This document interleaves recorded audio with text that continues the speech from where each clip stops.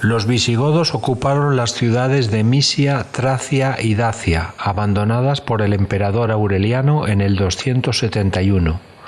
La facilidad con que los visigodos asentaron tiene mucho que ver con la situación de anarquía que se vivía en el imperio, donde estaban enfrentadas distintas facciones del ejército en su lucha por imponer a su emperador. Estaban tan preocupadas en sus luchas internas que desprotegieron sus fronteras, permitiendo que los pueblos bárbaros se aproximaran cada vez más a los territorios del imperio. Pero no solo desprotegieron sus fronteras, sino también su economía,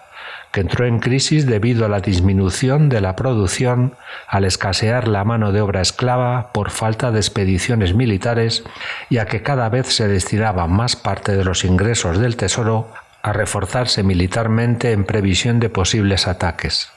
Gracias a esta situación, los visigodos pudieron vivir tranquilos, dedicados a la agricultura durante bastantes años en las tierras ocupadas,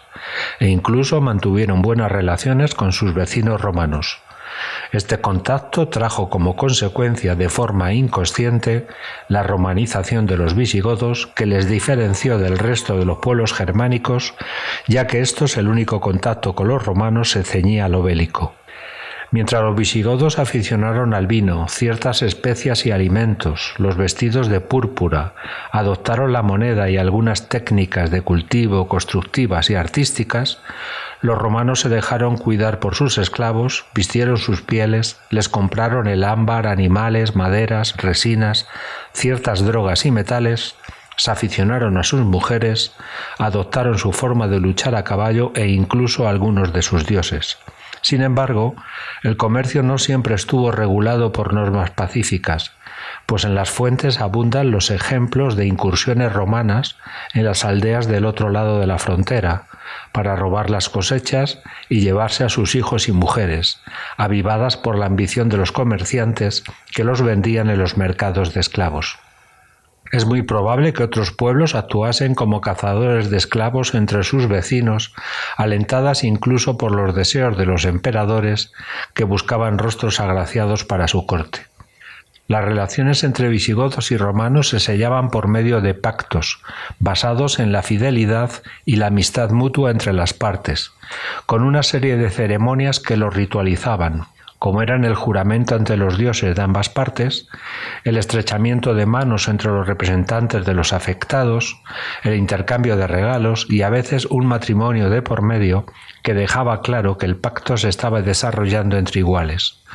Su condición era hereditaria y en principio inviolable hasta que morían quienes habían firmado los acuerdos, hecho que confería una cierta fragilidad a los pactos, que tenían que ser ratificados por los nuevos representantes de las comunidades. La falta de entendimiento entre los nuevos responsables podía generar enfrentamientos. Los visigodos recibieron tierras en propiedad y abastecimiento de alimentos para su pueblo,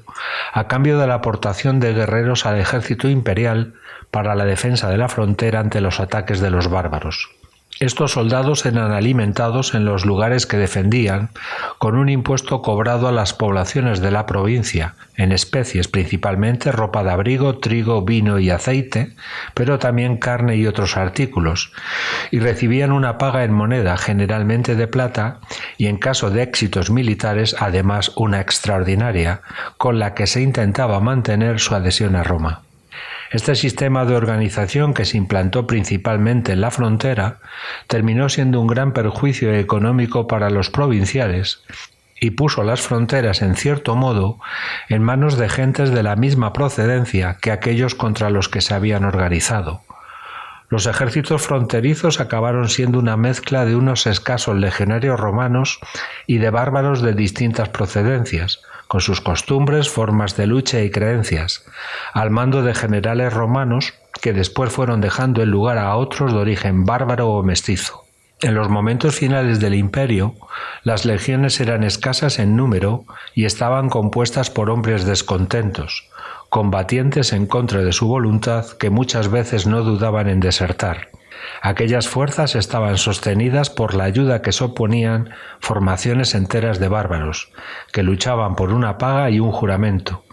y que cuando las condiciones por las que se habían enrolado no se cumplían, no dudaban en reclamar con la rebeldía lo que consideraban que era suyo. Los pactos contribuyeron finalmente al mestizaje de las poblaciones de las provincias, que se efectuó casi siempre al margen de la legislación romana, que impedía los matrimonios mixtos. Estos pactos se sucedieron durante más de un siglo, siendo casi siempre incumplidos por parte romana, lo que provocaría el progresivo enfado de los visigodos. El primer pacto firmado en el año 332 por el emperador Constantino concedió a los visigodos la condición de pueblo federado al imperio, a cambio de la defensa de la frontera del Danubio. En el año 375, los visigodos, como pueblo federado de los romanos,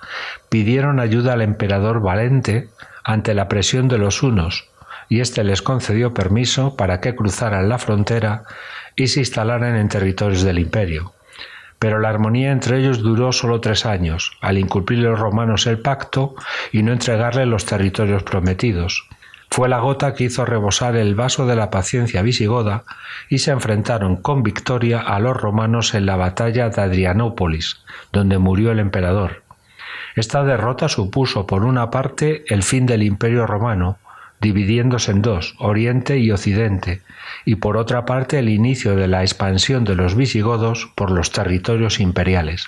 Se puede decir que las fuerzas poco a poco se estaban equilibrando. El emperador de Oriente, Teodosio, consiguió reconducir la relación con los visigodos y firmaron un nuevo pacto en el año 381, por el cual los visigodos podían ocupar legalmente las tierras que ya ocupaban, se les eximía de impuestos y el emperador se comprometía a pagarles una cantidad de dinero y de alimentos necesarios para su sustento, a cambio de que el ejército visigodo se integrara en el sistema defensivo del imperio. La diferencia con el primer pacto era notable, ya que no se trataba del reclutamiento de visigodos a título personal, sino de comprar los servicios de un pueblo en bloque. A partir de entonces fue bastante frecuente la utilización de tropas visigodas en las guerras romanas, e incluso que los jefes del ejército visigodo se pusieran al mando de las legiones romanas. El pacto no gozó de buena salud, ya que fueron continuas las rebeliones de los visigodos por el retraso en los pagos prometidos por el emperador,